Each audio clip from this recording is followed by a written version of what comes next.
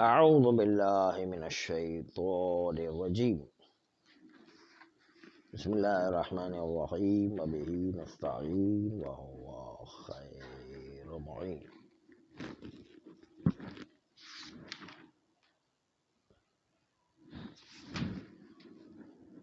فرماتے ہیں کہ ہم صحیحہ کو مطلق باقی رکھیں گے، یعنی جو بھی ارتکاب کبائر انجام دے حلال سمجھ کر وہ کافر ہو جایا کرتا ہے، لیکن اس سے مجتہد کو کافر قرار دے وہ استثناء تھا۔ بلکہ حقیقت میں جواب یہ ہے، اس صحیحہ کا جواب اصل میں یہ ہے، کیوں کہا جائے کہ کفر کے کئی مراتب ہیں، ان میں سے ایک مرتبہ یہ ہے کہ ارتکاب کبیرہ انجام دے حلیت سمجھ کر۔ یہ کفر اسلام کے مقابل والا کفر نہیں کہ جس سے انسان نجس ہو جایا کرتا ہے۔ آئیے آپ کے سامنے کفر کے مراتب پیش کرتے ہیں۔ ان کفر کے مراتب میں سے پہلا مرتبہ یہ ہے کہ وہ کفر جو اسلام کے مقابل میں وہ کفر ہے کہ جس پر نجاست کا حکم لگایا جاتا ہے، جو محظور الدم بھی ہو سکتا ہے، محظور المال بھی ہو سکتا ہے، محظور العرض بھی ہو سکتا ہے، اور اس کے نکاح کرنا بھی جائز نہیں، اس سے وراثت مسلمان کی بھی جائز نہیں ہے۔ اور روایات کثیرہ دلالت کرتی اس بات کے اوپر کہ معیار یہ ہے کہ جس سے اسلام کا معاملہ کیا جائے گا وہ 2 شہادتیں پڑھنے والا ہو کہ جس پر اکثر ناس ہوا کرتے ہیں۔ یہ جو ہے اس سے اسلام کا معاملہ کیا جائے گا جس نے 2 شہادتیں جاری کیے، اشہد ان لا الہ الا اللہ اشہد ان محمد رسول اللہ جاری کرے تو اسلام کے دائرے میں داخل ہو جایا کرتا ہے۔ اور اس کے مقابل کا جو کافر ہے وہ نجاست والا ہو جائے گا اور ان سے نکاح کرنا اور وراثت جائز نہیں۔ دوسرا جو ہے وہ کافر وہ ہے جو ایمان کے مقابل، اسلام کے مقابل میں ایمان کے مقابل میں، اس کافر کو طہارت کا حکم دیا جائے گا، اس کی جان مال عزت محترم ہے، اس سے نکاح کرنا بھی جائز ہے، ان کو مسلمان سے ارث ملنا بھی جائز ہے، مگر یہ کہ اللہ سبحانہ تعالی نے ان کے ساتھ دنیا میں تو مسلمان کا حکم لگایا ہے، لیکن آخرت میں ان کے پر کفر کا حکم لگے گا۔ ہم نے اس کا نام رکھا اس طائفے کا اپنی بعض بحثوں کے اندر کہ یہ دنیا کا مسلمان ہے لیکن آخرت کا کافر ہے۔ تیسرا جو ہے وہ ہے کافر جو مطیع کے مقابل میں اطاعت نہیں کرتا، شیعہ ہے لیکن اطاعت نہیں کرتا، وہ بھی کافر کہلاتا ہے۔ ہاں ظاہر اسلام ہے، ظاہر اسلام میں کافی ہے۔ ہاں وہ آخرت میں لگائیے گا یا نہیں لگائی،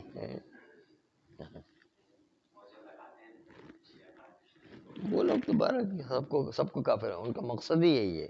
ہم نے عرض کیا تھا کہ جو ہے انگریزوں نے جو ہے وہ 3 مذہب قائم کیے، ان میں سے ایک سارے مذہب جو ہے اپنے آپ کو صحیح سمجھتے ہیں، باقی سب کو کافر سمجھتے ہیں۔ وہ اس لیے ان کا مقصد ہی کہ سارے مسلمانوں کو کافر بنایا جائے، ایک دوسرے سے لڑتے رہے اور کافر بناتے رہنا۔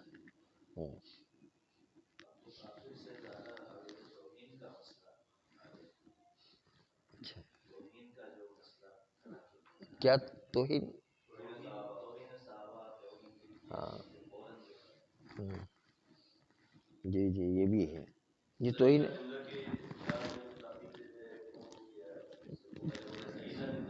اچھا اچھا، ارے اس کا بھی ہے؟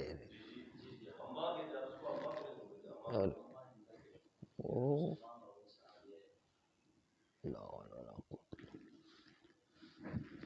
اس کا جھنڈا تو سب سے اس کا جھنڈا تو سب سے اونچا ہوا کرتا تھا. آپ کو جھنڈے کا قصہ تو معلوم ہے نا. جی پورے عرب میں سب سے جھنڈا اونچا اسی کا ہوتا ہوا کرتا.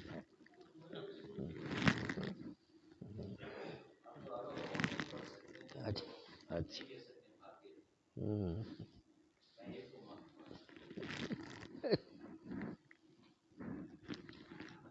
خیر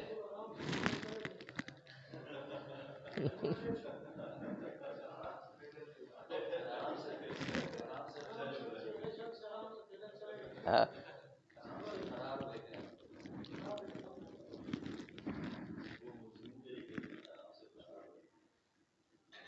تیسری قسم کافر کی جو مطیع کے مقابل میں کافر ہے، اگرچہ کہ وہ شیعہ ہے لیکن اس پر بھی کفر کا حکم آئے گا، لیکن وہ کفر جو ہے شیعہ کے مطیع ہونے کے مقابل میں. کثیرا ما یطلق الکفر علی العصیان، بہت سی جگہوں پر روایات میں کفر کا لفظ عصیان پر آیا ہے، اور کہا ان العاصیہ کافرون، گناہگار بھی کافر. بعض روایات میں یوں آیا، بلکہ تفسیر میں آیا انا ہدیناہ السبیل و اما شاکرا و اما کفورا، ہم نے ان کو راستہ دکھایا، یا شکر انجام دے یا کفر انجام دے. اس کا مضمون یہ کہ شکر یعنی مطیع اور کافر یعنی عاصی، اس کا مطلب بھی یہی ہے، تفسیر میں بھی یہی آیا ہے. اور بعض روایت میں کیا ان المؤمن لا یزنی ولا یکذب، مومن جو ہے زنا نہیں کرتا، مومن جو ہے وہ کذب نہیں انجام دیا کرتا. تو کسی نے امام سے کہا کہ یہ کیسے ہو سکتا ہے، جبکہ ہم خود اپنی آنکھ سے دیکھتے ہیں کہ بعض مومن جو ہے وہ زنا بھی کرتے ہیں، بعض مومن جھوٹ بھی بولتے ہیں. یہ جو امام سے سوال بھی کیا گیا، تو امام علیہ السلام نے جواب دیا کہ بأن الایمان یخرج عن قلوبہم حال عصیانہم، ایمان اس وقت ان کے دلوں سے نکل جاتا ہے جب وہ عصیان انجام دیتے ہیں. یعود الیہم بعدہ، اور عصیان کے بعد وہ ایمان دوبارہ ان میں پلٹ آتا ہے. ولا یصدر منہ الکذب مثلا حال کونہم مؤمنین، بس کذب اس حالت میں کہ جب وہ مومن ہوتے ہیں اس وقت صادر نہیں ہوتا ہے. زنا بھی اسی طریقے سے جب مومن ہوتے تو صادر نہیں ہوا کرتا ہے. تو یہ جو کافر قرار دیا گیا مومن کے مقابل میں انہیں عصیان کے معنی میں ہے. اور ارتکاب معصیت وہ انکار ولایت سے کوئی بڑی چیز تو نہیں ہے. انکار ولایت اہم میں وہ چیز ہے جس پر اسلام کی بنیاد رکھی گئی ہے، اور اس کے لیے باقاعدہ عبادت کے باطل ہونے کے سلسلے میں ولایت کے انکار کی صورت میں ایک پورا باب منعقد کیا گیا کتاب وسائل میں، کہ جو بھی ولایت کے بغیر عبادت کو انجام دیتا ہے اس کی ساری عبادت باطل ہے، ولایت کے بغیر. پورا باب اس سلسلے میں کتاب وسائل میں موجود ہے. بس انکار ولایت موجب بنتا ہے کہ وہ تو سب سے بڑا گناہگار ہو جایا کرتا ہے اور موجب معصیت.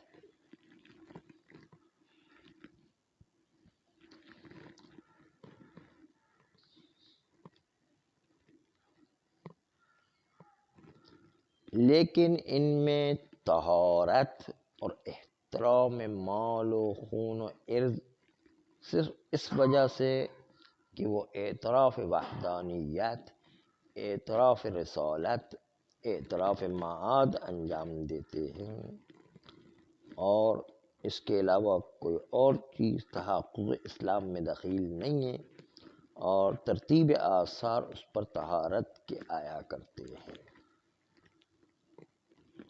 ہاں اس ولایت کے سلسلے میں تحقق ایمان میں دخالت موجود ہے،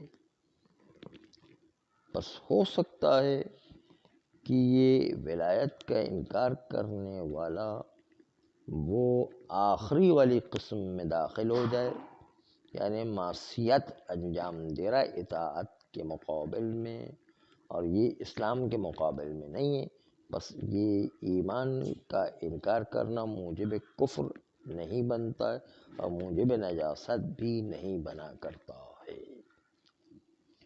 یہ جو ہے بتا رہے ہیں کہ کفر کی کئی قسمیں ہیں، ان میں سے وہ صحیحہ جس میں کہا گیا کہ کوئی ارتکاب کبیرہ انجام دیتا حلال سمجھ کر کے اس سے کافر ہو جاتا ہے، وہ کافر نہیں جو اسلام کے مقابل میں، بلکہ وہ کافر ہے کہ جو مطیع ہونے کے مقابل میں یا گناہگار ہونے کے نتیجے میں عاصی کے حکم میں آئے گا۔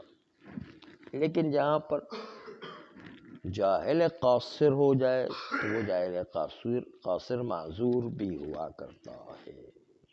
بس اس بنیاد پر چونکہ یہ شخص ان چیزوں میں گناہگار مانا جاتا ہے کہ جہاں پر انسان کی اپنی کوتاہی نہ ہو، اگر اپنی کوتاہی ہو تو گناہگار ہے، اگر کوتاہی نہیں ہے، جیسے مجتہدین کے سلسلے میں جو فتویٰ دیتے ہیں، اور فتویٰ دے کر کسی نے فارسی میں نکاح پڑھا اور اس کے نتیجے میں وہ گناہ کا واقع میں مرتکب ہو گیا، تو گناہ کا مرتکب ہونے کی وجہ سے وہ عاصی کہلانا بھی مشکل ہے، وہاں پر معذور ہے، یعنی اگرچہ کہ وہ حلال سمجھ کے کسی گناہ کو انجام دے رہا ہے، اس لیے کہ وہ تو یہی سمجھ رہا کہ یہ فارسی کا نکاح صحیح ہے اور وہ گناہ واقع میں انجام دے رہا ہے،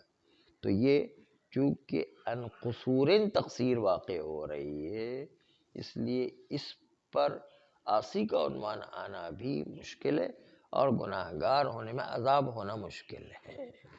تو جہاں پر جان بوجھ کے گناہ کبیرہ حلال سمجھ کے انجام دے، وہ والا کفر آئے گا کہ جو گناہگار کے مقابل میں ہے۔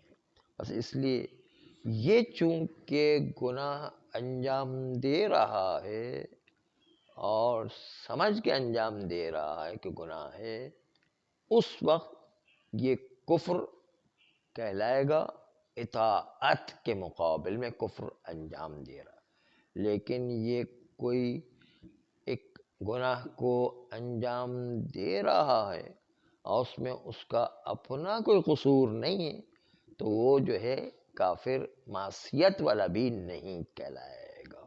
جیسی ابھی مثال پیش کی مجتہدین کی کہ ایک دوسرے کے مقابل میں فتویٰ دے رہے ہیں، اور فتویٰ دینے میں ہو سکتا ہے کہ جس نے غلط فتویٰ دیا ہو وہ گناہگار ہو، لیکن گناہگار اس لیے نہیں ہوگا، اس لیے معاقب نہیں ہے کیونکہ اس نے تو اپنی جہت سے قرآن و حدیث کو صحیح تحقیق کیا، اس کے مطابق عمل کرا، اس لیے اس کا اپنا اس عصیان میں کوئی قصور نہیں ہے۔ جب قصور نہیں ہے تو وہ غلط مسئلے پر عمل کرنے کے باوجود اور ان کے مقلدین معذور کہلائیں گے۔ بس یہ جو عاصی ہے اس کو کافر سے تعبیر کیا گیا، اس میں مجتہدین حضرات شامل نہیں ہوں گے اور ان کے مقلدین بھی شامل نہیں ہوں گے۔ صلی اللہ علیہ